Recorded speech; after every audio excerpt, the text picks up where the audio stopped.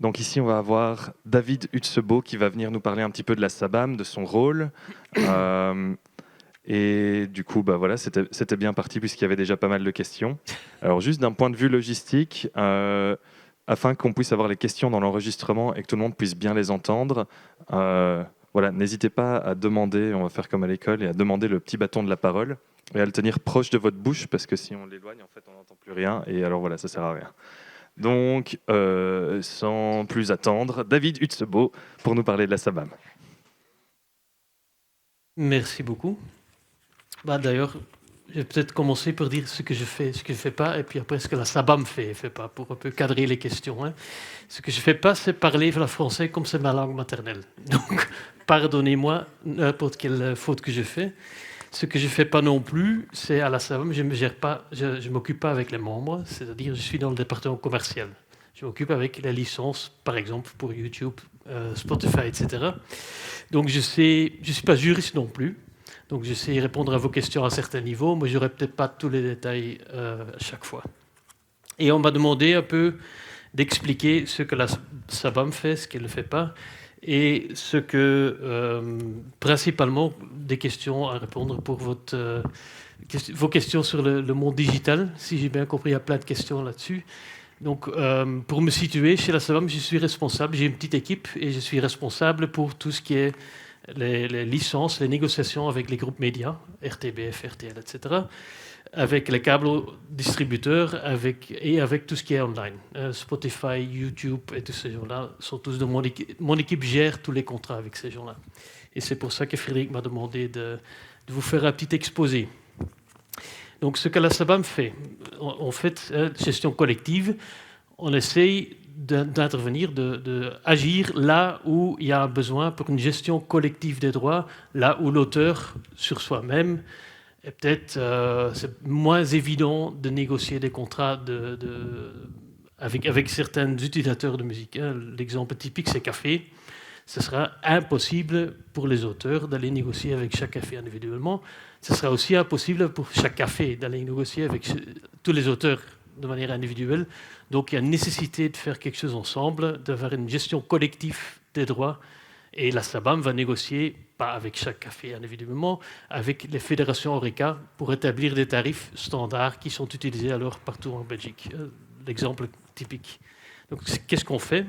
On fait la documentation. Donc on ne fait pas comme Ariane vous a expliqué, on n'est pas un dépôt des droits. Donc on ne va pas vous donner une preuve comme quoi l'œuvre est à vous, mais on va quand même documenter l'œuvre avec le but principal de pouvoir payer tous les ayants droit d'une œuvre de manière correcte. Donc on va documenter chaque œuvre et on va documenter ce qu'on appelle les clés de répartition dans cette œuvre-là, comme monsieur a demandé. Donc on va documenter la part de l'éditeur, la part des auteurs, les différents auteurs dans leurs différents rôles, comme adaptateur, traducteur, etc., etc. Et la part de l'éditeur, qui n'est pas nécessairement toujours 50% d'ailleurs, ça dépend un petit peu d'un contrat individuel entre l'éditeur et l'auteur ou les auteurs. On va licencier ces droits qu'on va documenter. Donc on a un portefeuille de droits des membres qui sont à nous, qu'on va licencier sur plusieurs méthodes d'exploitation, comme communication publique, comme Ariane vous a expliqué, donc tout ce qui est diffusé dans des cafés, radios, délais, etc., comme sur les médias, tout ce qui est diffusé par RTL, par RTBF, online et certains autres. En Belgique et via des accords de réciprocité, des accords bilatéraux dans le monde entier. Donc il y a une différence d'ailleurs, mais on revient, entre offline et online. Mais dans le monde traditionnel, je dirais, la SABAM gère en Belgique le répertoire mondial. Donc on gère le répertoire de nos membres, qui sont à peu près 40 000, et on gère aussi, via des accords, le répertoire mondial. Donc on a un accord avec l'ASSASAM en France pour gérer les auteurs français. On a des accords avec GEMA en Allemagne pour gérer les membres, les auteurs de l'Allemagne. On a des accords avec les États-Unis, on a des accords un peu partout. Et donc pour répondre à une des questions, déjà, donc comment est-ce qu'on va récupérer l'argent aux États-Unis ? Parce que ce n'est pas nous qui vont chercher cet argent, c'est ASCAP, BMI et les autres, donc quelques sociétés de gestion aux États-Unis, qui vont signer des contrats avec les utilisateurs de musique aux États-Unis, qui vont repatrier cet argent, qui vont la distribuer sur base des playlists, des listes de diffusion d'œuvres diffusées qui sont fournies, et qui vont alors, avec des documentations internationaux, il y a des bases de données énormes au niveau international, qui vont alors dire à cette œuvre-là, Wallace Collection Daydream, l'auteur est, je ne sais plus qui, Raymond quelque chose. Voilà. Et donc, qui est membre de la SABAM, donc cet argent-là doit partir en Belgique à la SABAM avec libellé cet auteur-là, donc ça va être diffusé et versé vers cet auteur. Et nous, on aura les données de comptes de banque, etc., des héritiers éventuellement, etc., de l'auteur pour pouvoir faire en sorte que l'argent arrive chez les bonnes personnes. Qu'est-ce qu'on fait encore ? Donc, on s'occupe aussi de ce qu'ils appellent les licences légaux. Donc, il faut savoir qu'en droit d'auteur, il y a certains droits, parmi toute la liste que Karen vous a fait, il y a certaines que l'auteur peut décider lui-même de gérer lui-même ou de donner en gestion collective. Il y a des autres, pour des raisons pratiques, qui sont en gestion de collectif obligatoire. Et ça, c'est principalement le droit de retransmission câble, ce qui veut dire que tout ce qui passe sur le câble, pas la diffusion par l'RTBF, ça c'est un droit exclusif qu'on peut gérer ou pas, mais tout ce qui se passe en retransmission câble, tout ce qui se passe, ce que vous faites, ce que Proximus fait, ça, c'est un droit qui, au niveau européen, était classifié comme un droit d'obligation de gestion collective obligatoire, ce qui veut dire que l'individu ne peut pas agir, ne peut pas aller, même s'il veut, il ne peut pas aller négocier lui-même. Il est obligé de s'affilier avec une société de gestion collective qui va, pour lui... Sauf s'il interdit ce droit-là. Pardon ? Sauf si l'auteur interdit ou l'auteuse interdit la diffusion. Non, c'est une gestion collective obligatoire. On n'a pas... Se réserver ce droit et en disant je ne m'en sers pas. Vous n'avez pas le droit... Non, mais donc ce ne sera pas commercialisé sur le câble. Pas diffusé. Ouais, si ce n'est pas diffusé, vous n'aurez pas d'argent après, parce qu'il ne sera pas reconnu comme œuvre qui est diffusée. Mais donc, vous n'avez pas le droit d'aller négocier vous-même avec vous, etc. Même pour le droit de prêt, qui est ici derrière nous, là aussi, c'est une gestion collective obligatoire. Donc, il y a des tarifs qui sont d'ailleurs dans un RROL, qui sont fixés, qui ne sont pas négociés par nous, qui sont fixés par les législateurs et qui sont appliqués à toutes les bibliothèques. Et donc, il y a après une certaine somme qui est accumulée, qui est diffusée sur les listes de prêts qui sont récupérés. Même chose pour la copie privée, dont Ariane vous a parlé. Copie privée, en fait, c'est une exception du droit. Vous avez effectivement le droit, c'est une bonne nouvelle, vous avez le droit de copier sur votre GSM, sur vos disques durs, etc., tout à fait légal. Et d'ailleurs, c'est même mieux, vous avez déjà payé pour ce droit. Comment ? Parce qu'avec chaque vente de chaque équipement qui peut être utilisé pour une copie privée, des GSM, des disques durs, des ordinateurs, etc., il y a un tout petit pourcentage qui est mis à côté et qui est distribué sur les sociétés d'auteurs. Donc vous avez déjà payé pour le droit que vous utilisez, donc c'est une très bonne nouvelle, vous n'êtes même pas des pirates. Une petite question. À l'exemple, je joue blindé de vinyle que j'ai acheté. Certains sont Sabam, certains sont anti-Sabam. Après, est-ce que ce jeu de la musique dans un café avec les vinyles que j'ai achetés, est-ce que je suis obligé à payer des droits d'auteur à la SABAM ? Si vous jouez avec des disques, en fait, je suppose que vous parlez de licence DJ, les fameuses licences DJ, parce qu'il y a différents trucs qui se passent. Donc, s'il y a la musique qui est diffusée dans un café, c'est la café qui paye. C'est toujours l'utilisateur, celui qui fait la communication au public d'ailleurs, qui paye. Donc c'est le café qui paye. Non, mais moi je ne peux mettre que la musique. Donc c'est pas dans un café que je peux mettre la musique. Donc je vais mettre la musique comme en allumant un MP3. Plutôt d'utiliser l'MP3, je préfère utiliser les vinyles. Oui, mais c'est la même chose, non ? Ça ne change rien. Donc c'est le café qui paye. Il y a juste une petite précision à faire. Il y a, je ne sais pas, une vingtaine d'années, je pense, à un moment donné, a été établie une licence DJ. Et ça, c'était très spécifique pour la problématique que les DJ n'avaient plus envie de prendre des énormes armoires, des valises énormes avec tous leurs vinyles, etc. Et donc, ils ont commencé à mettre tout ça sur le disque dur. Et ça, il ne s'agit pas d'un acte de copie privée parce que ce n'est pas pour une utilisation privée, c'est pour une utilisation professionnelle. Donc le copie privée, comme le mot dit, c'est dans le cercle familial. Vous pouvez faire une copie pour vous, mais pas pour aller vendre sur la place, bien sûr, pour vous. Donc ici, les DJ, c'était un acte commercial qu'ils font avec la copie, donc c'était un peu contre le principe de base de la copie privée. Donc, et le fait que vous copiez une œuvre sur un autre médium établi, c'est un acte de droit de reproduction. Donc vous reproduisez une œuvre d'un auteur ou d'un artiste-interprète, peu importe, sur un autre médium. Donc à ce moment-là, vous êtes censé rémunérer l'auteur.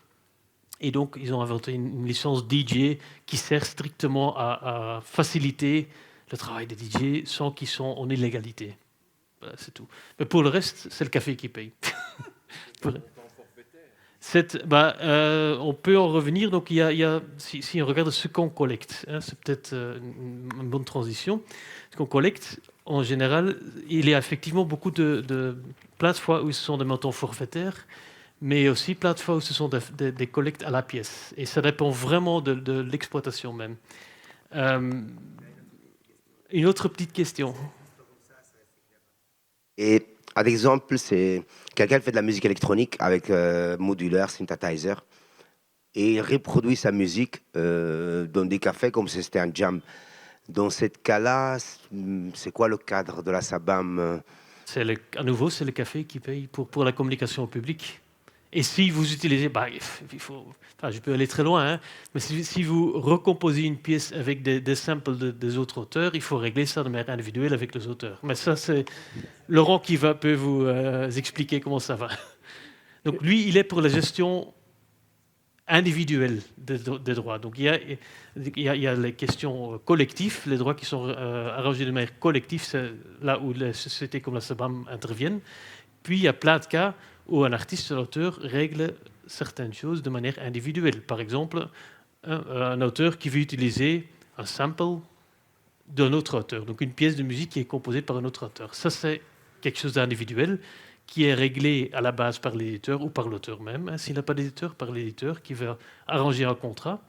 Et nous, on va documenter ce contrat. Donc, dans ce contrat sera l'auteur original à X% des droits d'auteur de la nouvelle pièce pour récompenser le fait que son œuvre a été utilisée. Et le nouveau auteur à Y%, ça, c'est documenté à notre niveau. Et donc, si la nouvelle pièce a été diffusée, ça va être payé suivant la logique ou les accords qui ont été faits. Je crois que ce que Kamal voulait dire, c'est que s'il joue de la musique qui n'a pas été fixée sur vinyle, c'est la musique qu'il compose lui-même chez lui, voilà, il va dans un café, ça n'a jamais été déposé à la SABAM, il demande si le café doit quand même payer des droits. Si le café joue, ce sont quand même des exceptions, et c'est très rare, mais en théorie, si le café joue que de la musique qui est non protégée, on ne va pas intervenir. Et le cas typique, c'est les Chinois, les restos chinois qui diffusent la musique chinoise. Le droit d'auteur en Chine, c'est un autre monde. Et donc, il y a plein d'œuvres qui ne sont pas protégées. Et donc, effectivement, au niveau des droits d'auteur, on ne va pas nécessairement intervenir dans chaque café, effectivement, dans chaque établissement.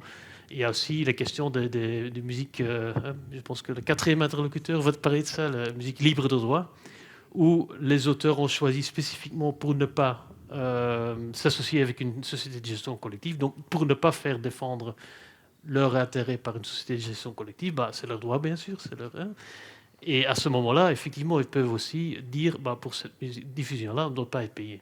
Ou on va être payé de manière différente, parce qu'on a un contrat mensuel avec ce café qui diffuse la musique libre de droit, et la SABAM ne va pas intervenir. Tout à fait possible. Mais bien sûr, à ce moment-là, c'est aux exploitants, aux cafés, aux restaurants, de faire en sorte qu'ils ne diffusent que de la musique non protégée.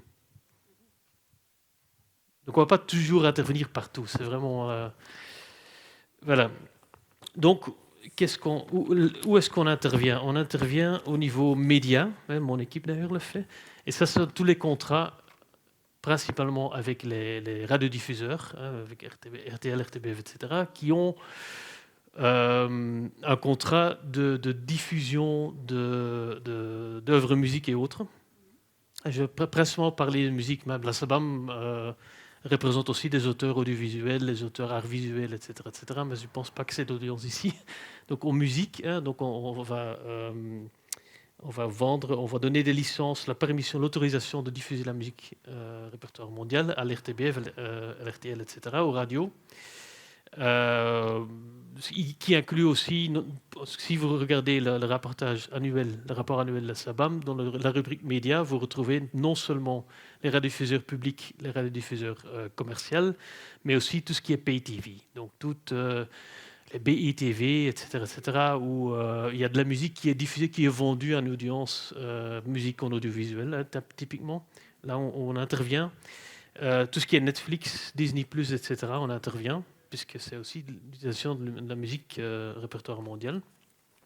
Et toutes les petites chaînes à côté, donc des petites chaînes régionales qui sont diffusées sur certaines provinces, les chaînes genre même Al Maghreb TV, etc., qui ont une audience et une niche très spécifique où on a un tarif.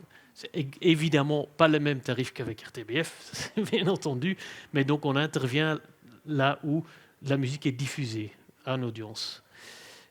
Deuxièmement, on intervient là où la musique est rediffusée par les câbles opérateurs. Donc c'est le câble opérateur qui va prendre le signal d'RTBF et qui va le revendre à son audience via un abonnement mensuel. À ce moment-là, on intervient aussi. Satellite aussi, mais enfin, il n'y a pas trop d'abonnés en Belgique. Je pense 120 000 au total, quelque chose comme ça. Mais donc, il y a Télésat et TV Vlaanderen qui existent aussi. Oui, okay. Donc, on va intervenir, on va discuter déjà pas mal pour tout ce qui est droit d'exécution, c'est-à-dire là où la musique est diffusée en public. Les cafés, les Deleuze, Carrefour, tous les petits magasins, tous les lieux où il y a une activité commerciale et on utilise la musique pour accueillir les gens. Voilà. Et ça sont en fait les deux gros, si vous regardez les chiffres d'affaires de la SABAM, c'est presque 80% est dans soit le média, soit la communication publique, donc tout ce qui est café, resto, etc. On intervient aussi... Je ne sais pas si vous allez en parler, donc c'est peut-être pas le bon moment pour en poser la question. Que faut-il faire quand on compose et qu'on a sa musique propre et qu'on veut le déposer sur YouTube ou sur... J'en reviens. Voilà. Parce que je parle ici du monde offline, puis après on va faire un petit tour sur online. Hein. Donc on intervient, comme je vais expliquer, pour aller repatrier d'argent de l'étranger, pour là où les artistes belges sont diffusés sur les radios étrangères ou font un tour à l'étranger et donc il y a de l'argent de droit d'auteur qui est récupéré par le vente de tickets, etc. Online, on revient. Licence légale, j'ai déjà dit, ça c'est le droit de prêt, hein, donc les bibliothèques, privé copie, etc., etc. Et les droits mécaniques, c'est là, vous avez des vinyles. Si les vinyles sont vendus par le producteur, il y a toujours aussi un droit mécanique, ce qu'on appelle un droit de reproduction, en fait, qui est versé à la SABAM avec chaque vente d'un objet physique, d'un CD, d'un DVD ou d'un vinyle. Si l'auteur est bien sûr membre de la SABAM.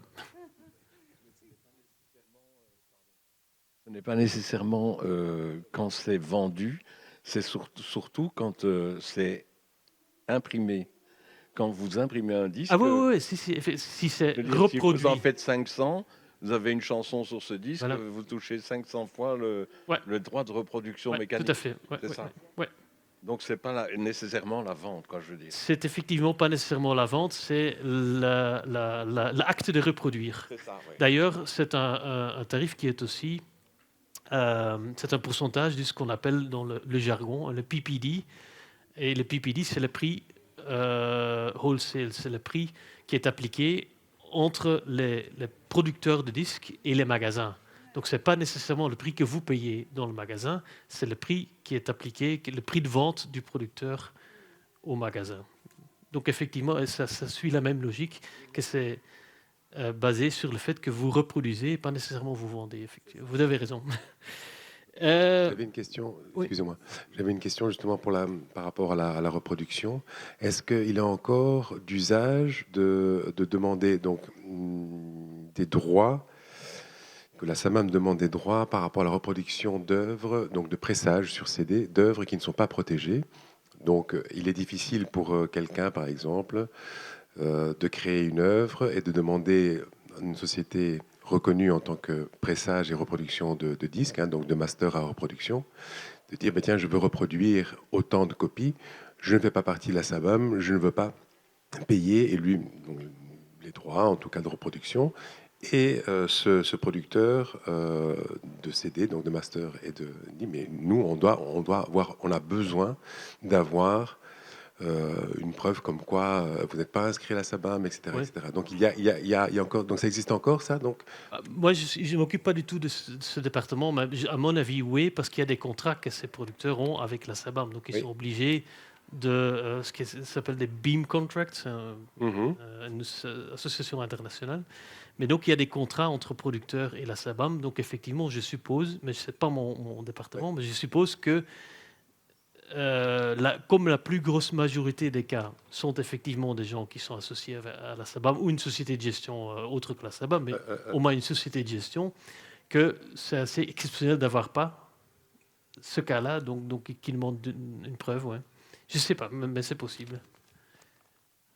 Moi, je crois avoir la réponse. En fait, il faut demander à la SABAM une certification comme quoi votre œuvre ne fait pas partie du catalogue de la Voilà. SABAM. Et une fois que vous avez ce papier, vous pouvez aller chez l'imprimeur des disques et lui dire, ben voilà, la SABAM certifie que ça fait pas partie. Voilà. De ce... Mais ça me semble logique parce qu'effectivement, il y a des contrats entre les maisons de disquets. Donc, ok. Online, un monde complètement différent. Peut-être juste 2-3 chiffres. On a à peu près Juste- 43 000 auteurs. Juste une question. Oui. Comment se fait la répartition sur, par exemple, les câbles ou la diffusion hertzienne? Comment est-ce qu'ils décident quelle chaîne a été vue? Et après, je suppose, parce qu'il faut multiplier par le nombre de vues ce que touchera chaque personne qui a créé.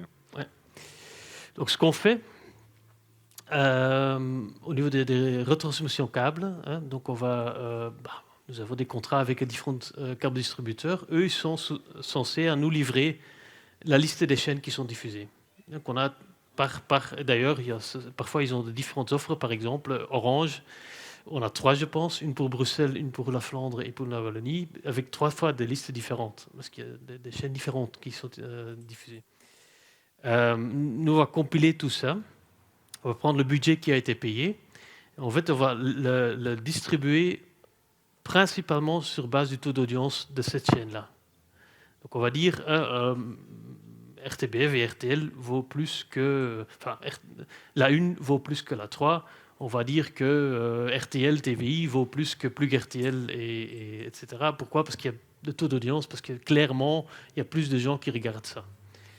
Et après, comme on a aussi un budget pour la plupart des chaînes de droits primaires, donc droits de diffusion qui sont facturés à la chaîne même, donc on a le budget qui est facturé à la chaîne même et on a le budget qui entre via les câbles distributeurs, on va les cumuler et on va distribuer ce budget-là sur base de la liste qui nous est envoyée par la chaîne, avec les émissions exactes toujours. Et avec même une identification de chaque œuvre qui est diffusée dans toutes ces émissions. Donc ils sont censés à nous ouvrir, est-ce que c'est 100% correct? Mais ils sont censés à nous livrer par émission, par production audiovisuelle, ce qu'on appelle les cue sheets, les œuvres musicaux qui sont utilisées dans cette production. On va distribuer sur base de ça. Et pour les productions internationales, il y a des bases de données à nouveau internationaux qui existent, qui ont toute cette information. Donc il y a pas mal d'infos dans notre monde. Au niveau de la date, quand on dépose un son dans une société de gestion, si mon son est sorti il y a 1 an et que je le dépose 1 an après, est-ce qu'il y a une espèce de rétrocession des droits ou en fait c'est foutu? Normalement, Enfin, en online, ça dépend un petit peu, il y a une différence entre online et offline. En offline, je pense qu'il y a une certaine marge. Je ne suis pas un expert de distribution, mais je pense qu'il y a une certaine marge. Enfin, de toute façon, on va distribuer l'argent en général à peu près 9 mois, 1 an après la diffusion. Pourquoi? Parce qu'en général, on collecte des sommes annuelles. Donc il faut déjà attendre jusqu'à l'année est terminée. Puis il y a quand même un exercice très important, très laboureux de travailler sur toutes ces listes, d'identifier toutes les pièces musicaux qui sont été diffusées, etc., etc. Donc avant que tout ça c'est fini et qu'il y ait une détermination de valeur par pièce, etc., ça prend un certain temps. Donc je pense que on va diffuser la distribution des droits câble et télé pour 2021, probablement en octobre de cette année-ci. Donc vous avez de toute façon déjà une marge. Hein. Et normalement, il y a toujours un petit réserve qui est mis à côté pour des erreurs et pour des corrections comme celle-ci. Ok. Et si je peux rebondir, et par exemple pour la On radio... va sortir un exemple où c'est pas ça.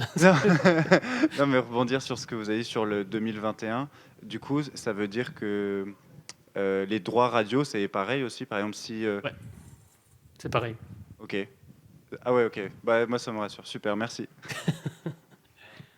En fait, moi j'ai eu une expérience exactement en rapport avec ce qu'il vient de demander, à savoir, je crois que quand j'avais sorti mon premier disque, mon inscription à la SABAM, il y avait eu un problème avec le formulaire. Et donc finalement, mon inscription n'a été activée qu'un an après. Et j'ai quand même perçu mes droits rétroactivement. Bon exemple. Voilà. Merci. Ok. Donc, qu'est-ce qu'il y a encore? Ouais. Il y a le monde online qui est quand même fort différent et qu'on m'a demandé d'expliquer un petit peu. Donc, comme Ariane déjà dit, le monde online nous a ajouté plein de complexité parce qu'avant, c'était assez simple pour déterminer un territoire. Avant, un café en Belgique. Donc, on donne une licence pour une audience belge, un exploitant belge pour le répertoire mondial. C'était relativement simple. On avait la permission, la possibilité de donner cette licence mondiale parce que nous avons peut-être centaines d'accords internationaux, bilatéraux avec toutes les sociétés de gestion au monde pour pouvoir donner cette autorisation. Et eux, ils ont la même chose chez eux, donc ils peuvent exactement faire la même chose. Dans le monde online, c'est devenu beaucoup plus difficile puisqu'il n'y a pas de frontières et ce n'est pas toujours clair d'où vient une audience. Donc, par une évolution d'un certain nombre d'années, ce qui est le cas aujourd'hui, c'est que la plupart des sociétés de gestion et la plupart des éditeurs, grands éditeurs, gèrent leur propre répertoire et font leur propre négociation avec les plateformes.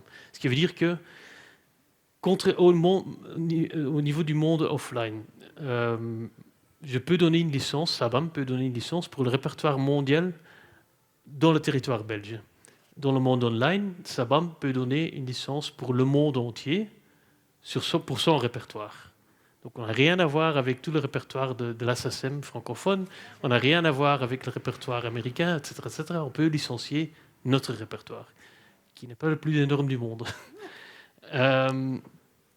Et donc, ce qui veut dire que nous avons des contrats pour 20, 30, 40 territoires, parfois avec les grands DSP, avec les grandes plateformes online comme Spotify, etc. Donc on va licencier pas seulement la Belgique, mais aussi l'utilisation partout en Europe, par exemple, certains pays du Moyen-Orient, etc., etc. Et nous recevons donc, pour tous ces territoires, des playlists de Spotify de tout ce qu'ils ont diffusé sur ce territoire. Donc ils vont rassembler tout ce qu'ils ont diffusé en Angleterre. Ça, c'est un grand fichier. Ils vont nous envoyer ça. Et nous, on doit aller dire quel est notre répertoire. Qu'est-ce qui appartient à nous. Et ça n'appartient pas nécessairement à 100% à nous. Parce qu'il peut très bien y avoir qu'il y a des pièces où il y a un auteur belge avec un auteur français. C'est déjà... l'argent sera déjà pas payé 100% à nous, par exemple. Et donc, même chose pour tous les autres. Certains territoires, nous ne gérons pas nous-mêmes parce que c'est infaisable. Par exemple, les États-Unis, c'est la société de gestion des États-Unis qui a encore notre mandat pour nous représenter. Donc eux, ils vont nous représenter aux États-Unis. Ils ne donnent pas la même chose, ils ne demandent pas à nous de le représenter en Belgique, ils font eux-mêmes, parce qu'ils ont quand même une taille critique qui est suffisamment grande. Mais nous, on n'a pas aujourd'hui la possibilité de faire la même chose, donc on a demandé, rester quand même, hein, donner le mandat pour nous représenter. Et donc, ça veut dire qu'il y a une nécessité de capacité immense d'informatique pour pouvoir gérer tout ça, parce qu'il n'y a pas que Spotify. Hein. Spotify, et il faut vous rendre compte aussi que Spotify n'a pas un prix d'abonné en Belgique, ils en ont 6 par exemple. Ils ont un abonnement familial, ils ont des abonnements gratuits, ils ont des promos, ils ont des abonnements étudiants, normal, premium, etc. etc. Donc ils ont déjà 5-6 types d'abonnés, avec chaque fois un prix différent, avec dans certains cas même un tarif différent, parce que ce qui est gratuit, supporté par commercials, est un tarif qui est moins haut dans le contrat qu'un un abonnement normal qui est payé par les frais d'abonnement chaque mois. Donc on doit gérer tout ça. C'est une capacité d'informatique assez impressionnante. Spotify, ça pour 20, 30, 40 territoires, où à nouveau, à chaque fois, il y a des différences de prix, etc. Deezer, pour vous donner un exemple, je crois qu'ils ont plus que 1000 types de formules différentes dans le monde entier. Parce qu'ils ont plein d'exceptions, ils ont plein de trucs spéciaux, donc c'est ingérable presque. Et d'ailleurs, c'est la raison pourquoi la SABAM a confié à peu près un an un mandat pour la collecte de certaines grandes plateformes où ça devenait vraiment très difficile au niveau informatique de suivre nous-mêmes. On a décidé de donner ça à une société anglaise qui s'appelle ICE et qui fait ça pour les Anglais, pour les Allemands, pour les Suédois et pour nous. Donc quand même pour quelques grands pays. Donc on a donné à eux la capacité, le travail d'aller identifier notre répertoire sur tout ça. Ça, c'est en fait un cas où c'est encore relativement clair, parce que Spotify, en principe, sait ce qu'il est diffusé. Spotify, c'est vous choisissez vous-même, je veux écouter Claude Barzotti, ce chanson-là, voilà, ça apparaît sur leur playlist avec un certain nombre de streams à côté. YouTube, c'est un cas différent complètement, parce qu'ils ne savent pas du tout ce qui est téléchargé sur les réseaux. C'est vous-même qui mettez sur leur plateforme votre vidéo. Donc ils ont pas de contrôle là-dessus, pas du tout. Donc qu'est-ce qui se passe dans ces cas-là, avec YouTube, etc. Ce qui se passe, c'est qu'ils ont des systèmes d'identification d'audio, donc un Shazam, si vous voulez, un Shazam avancé, qui passe tous les vidéos là-dedans, dans la moulinette, et ils nous sortent des listes de la musique qui est identifiée par eux. Ce qui veut dire, et ça c'est un message très clair, si la musique n'est pas reconnue par YouTube, vous ne serez jamais payé. Parce que jamais personne ne va savoir que cette musique-là a été dans une vidéo. Et comment est-ce que la musique est reconnue par YouTube? Parce que YouTube travaille avec des labels, avec des producteurs de disques, pour alimenter leur base de données. Ce qui veut dire que d'ailleurs, la même chose pour Spotify. Vous ne pouvez pas vous-même, en tant qu'artiste individuel, vous ne pouvez pas télécharger vos chansons, votre répertoire sur Spotify. Vous êtes obligé de passer via ce qu'on appelle un agrégateur, soit un record label. Hein. Si vous avez signé chez Universal, ils vont le faire pour vous, pas de souci. Si vous voulez rester indépendant, il faut signer avec TuneCore, DistroKit, enfin avec certains agrégateurs qui vont vous prendre dans leur portefeuille et qui vont vous diffuser vers toutes les plateformes, la Deezer, etc. Ces gens-là vont aussi envoyer votre répertoire à YouTube, à Google, et à ce moment-là, Google va vous inclure dans leur système de détection et vous serez, espérons, reconnu.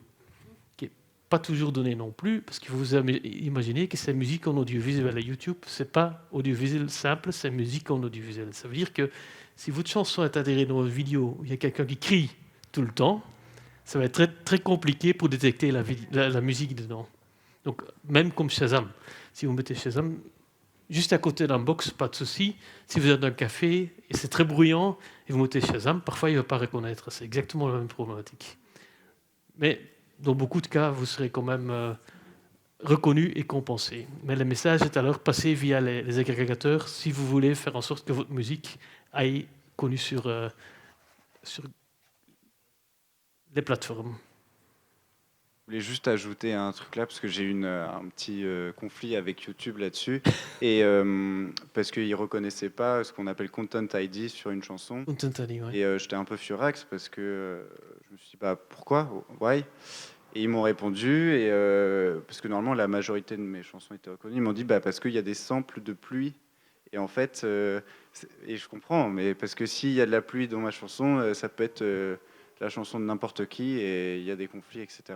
Donc voilà, j'espère qu'un jour ils sauront améliorer leur algorithme, parce que c'est un peu unfair du coup.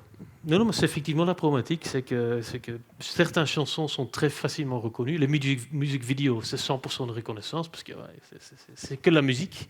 Mais effectivement, s'il y a une chanson qui est dans le background d'une vidéo qui n'a rien à voir avec la chanson, ça devient très complexe. Même problématique, et d'ailleurs, on a parfois avec ce qui est diffusé sur télé. Hein. En règle, les radiodiffuseurs doivent nous annoncer chaque pièce de musique qu'ils utilisent. La réalité, c'est qu'on met ces listes-là quand même à côté d'un Shazam à nouveau, d'un système de fingerprinting qu'on utilise nous-mêmes pour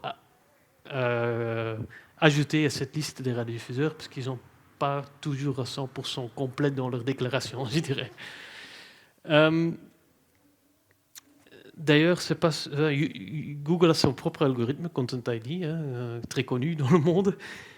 Presque tout le reste travaille avec Audible Magic. Et Audible Magic, c'est une société commerciale à côté. Facebook travaille avec, TikTok travaille avec, etc. Et donc, même principe qui rassemble les informations des labels, des agrégateurs, etc. C'est possible, je ne sais pas. Et ça devient très important, hein, parce que pour vous le dire, je pense que Google, pour le moment, est au niveau des collectes de Spotify. Hein. Donc Google, même si ce n'est pas une plateforme musique telle qu'elle, même si ce n'est pas clairement commercialisé dans la forme d'un abonnement, etc., mais c'est vraiment les pubs qui servent comme principal moyen de valorisation. En termes de facturation, ils sont au même niveau. Donc YouTube est extrêmement important pour la musique et devient encore plus en plus important pour la musique. Je ne sais pas. Est-ce qu'il y a encore des questions? Une question d'argent, là, je suis là pour ça. Je travaille dans le commerce. Donc. Je me dis, c'est beaucoup d'argent qui est récolté et qui va arriver avec les droits d'auteur chez la personne. Est-ce que, en 40 ans, avec l'informatique et tout ça, les données ont beaucoup changé? Est-ce que, au niveau du chiffre d'affaires, vous récoltez, mais vous devez mettre beaucoup de frais dans les installations qui font que les auteurs ont moins d'argent qu'il y a quelques années ou... Honnêtement, je ne connais pas par cœur l'évolution, mais c'est public et à l'information, donc nous, on est à peu près 20%. Donc les frais de la SABAM, donc la différence entre ce qui entre et ce qui sort, c'est à peu près 80% qui sort. Et ces 20%, c'est pas, je peux vous dire, on a une société sans bénéfice, donc on ne fait pas de bénéfice, on n'est pas une société commerciale. D'ailleurs, mes actionnaires sont les auteurs, à 100%, donc il n'y a pas un fonds d'investissement ou quoi que ce soit dedans. On ne fait pas de bénéfices et une ASBL, mais c'est une coopérative, enfin peu importe. Et les coûts, les frais qui sont engagés sont des frais réels qui sont vraiment nécessaires pour repartir d'argent, pour les facturer, mais pour distribuer, parce que surtout la tâche de distribution, de faire en sorte que, parce que c'est relatif, on facture à peu près, en médias, à peu près 50 millions par an, grosso modo. Ça, c'est une question d'une quinzaine, vingtaine de grands contrats. Enfin, compliqué de négocier, je peux vous assurer, mais pas très compliqué de facturer. De faire en sorte que de ces 50 millions à peu près, ça arrive aux bons endroits, avec les bonnes clés de distribution, avec les bonnes exclusions ou règlements spéciaux qu'ils ont parfois, etc., est quand même une tâche assez monumentale et nécessite du personnel et de l'investissement informatique. Personne. Maintenant, il va me dire 1 euro. Non, disant qu'il y avait 14 500 000 à redistribuer. Ouais. Et Je connais le projet comment très est-ce que bien. ça va être distribué, ça, alors? Bah, en fait, ce sont des réserves qui ont été prises pour une raison juridique que je ne veux pas vous... mais qu'on a décidé, parce qu'on a fait une négociation avec certains utilisateurs pour pouvoir les libérer. On a dû, de manière contractuelle, les garder dans le cadre de certaines procédures juridiques. Et nous avons, d'ailleurs, mon équipe, nous avons négocié la libération de ces réserves cette année. Et ils vont être distribués de la même façon que les montants originaux ont été distribués. Donc en fait, c'est une partie d'un montant qui a déjà été distribué il y a 2 ans, 3 ans, 4 ans. Donc on va prendre exactement la même information. Et disons, si on a 100 euros, 60 euros est distribué il y a 2 ans, 40 euros va être distribué cette année-ci pour exactement un prorata, donc exactement la même liste des ayants droit. 200 à peu près, ouais. 200 qui travaillent. Oui, mais c'est pour ça qu'on a effectivement, on choisit parfois de faire des contrats de tiers sociétés, notamment pour pouvoir, faire en sorte que là où c'est moins cher de donner un contrat à quelqu'un d'autre que de le faire nous-mêmes, parce que nous, on ne pouvait plus suivre. Enfin, il faut vous imaginer, Google, c'est des terabytes de data par trimestre qui nous sont envoyés. C'est immense, c'est immense. Donc, à un moment donné, on a décidé que notre pays est trop petit et notre collecte, même s'ils sont importants, sont trop petits pour pouvoir prendre ça tout 100% sur nous. Ah, voilà, merci. Moi, j'ai une question par rapport au site qui propose YouTube to MP3. Donc, si je vais sur Google, je tape YouTube to MP3 et je peux tirer de n'importe quelle vidéo un MP3. Qu'en est-il des reproductions mécaniques et des droits de reproduction à ce niveau-là? Comme j'ai dit au début, je ne suis pas juriste, mais Ariane, corrige-moi si je me trompe, mais à mon avis, c'est complètement illégal. T'as pas écouté? Ça existe de moins en moins. Si je vais sur Internet et je tape YouTube to MP3, je tombe sur un site qui me permet de mettre une adresse YouTube et je fais clic et je vais télécharger le morceau en MP3. Donc je vais l'avoir sur... Voilà, j'ai fait une copie, je n'ai pas acheté ce morceau, je l'ai juste reçu gratuitement. Est-ce que YouTube a prévu une rémunération des auteurs? Ça, je peux vous assurer que non. Un accord général avec les sociétés d'auteurs dans plusieurs pays et paye des sommes, un agrégat de sommes qui sont partagées entre les différents auteurs selon les grilles proposées par les sociétés de gestion collective. Voilà, mais il n'y a certainement pas de clause ou prévision de ce contrat-là pour la communication publique ou la reproduction sur des sites tiers à Google. Donc, je pense que ces sites-là, à mon avis, pas très légal. Moi, j'avais une question. Est-ce que c'est encore d'actualité? Je ne sais plus très bien si le terme est encore d'actualité, mais il fut un temps où on parlait de rémunération équitable. Est-ce que ça vous dit quelque chose? Et est-ce que vous pouvez expliquer un peu plus clairement ce que c'est? Qu'est-ce que ça couvre? Équitable touche aux droits voisins que Ariane a déjà touché. Donc, il y a à côté des droits d'auteur qui sont pour les auteurs, il y a aussi un droit voisin qui est voisin à côté du droit d'auteur, qui en fait n'a rien à voir avec la composition. Pour le droit d'auteur, il s'agit de la composition d'une œuvre. Le droit voisin, il s'agit d'un enregistrement d'une œuvre.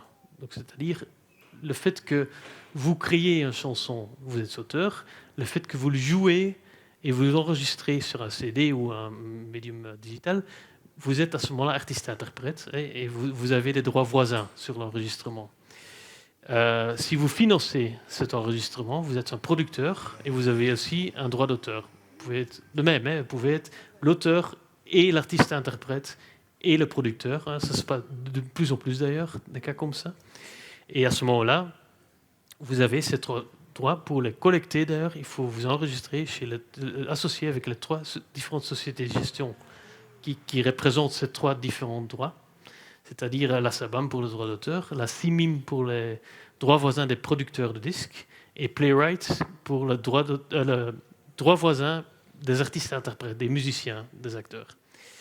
Et donc, là où SABAM facture un droit exclusif, donc donne autorisation à un café pour diffuser de la musique, dans le cadre des droits voisins, il faut toujours régler les deux, hein, aussi avec un téléchargement, avec un sample, avec n'importe quelle utilisation d'un enregistrement que vous utilisez quelque part. Il faut que vous faire un clearing, vous arrangez le droit d'auteur et le droit voisin.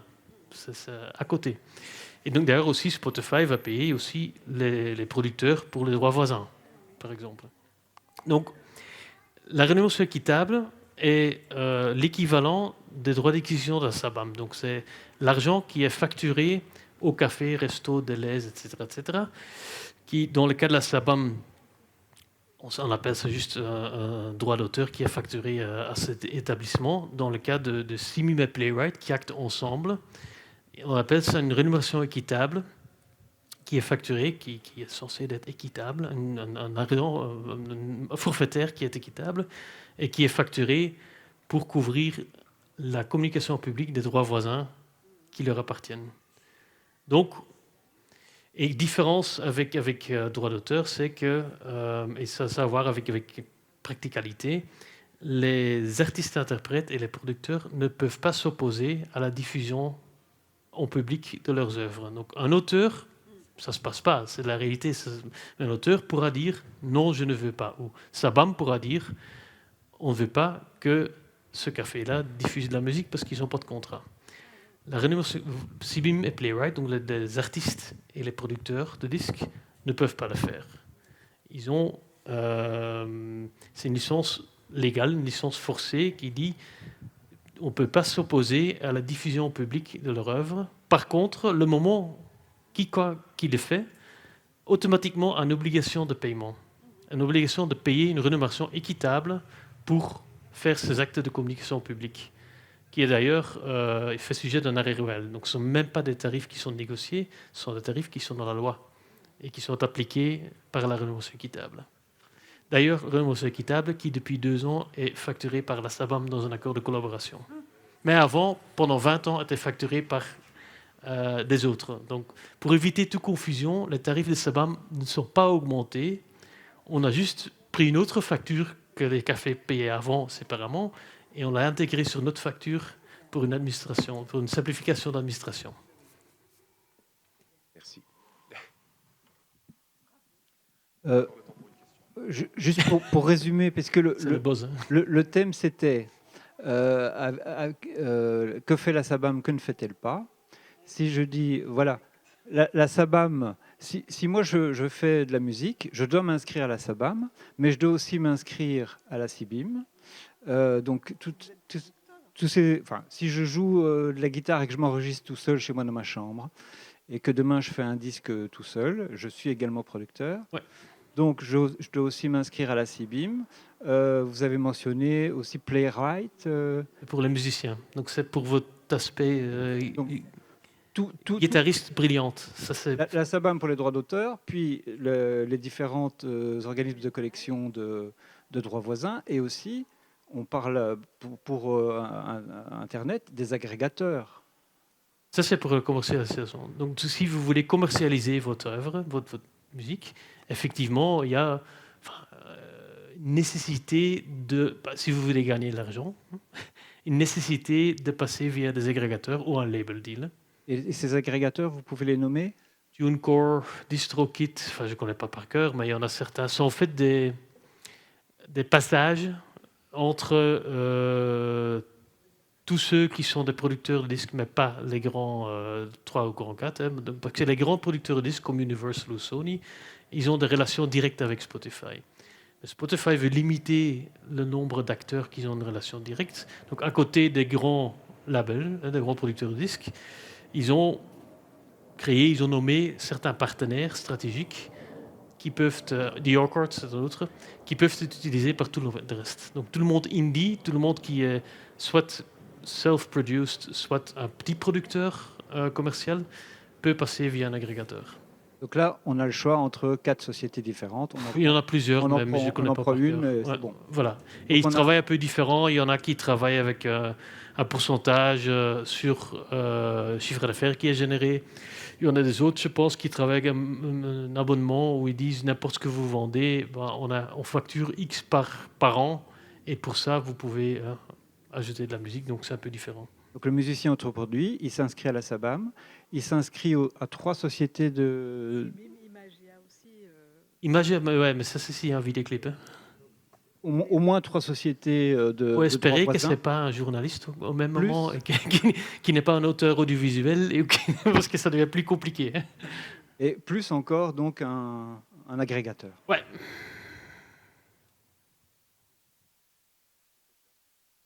Merci. All right. Merci David. Merci infiniment. Super. Du coup, on a encore 2 présentations qui nous attendent, mais on va faire tout de même une petite pause de 10 minutes au lieu de 20 parce qu'on a attendu les retardataires au début de la conférence. On a de quoi se restaurer et se rafraîchir parce que le soleil tape. Hydratez-vous bien et on se retrouve dans 10 minutes pour la suite. Merci.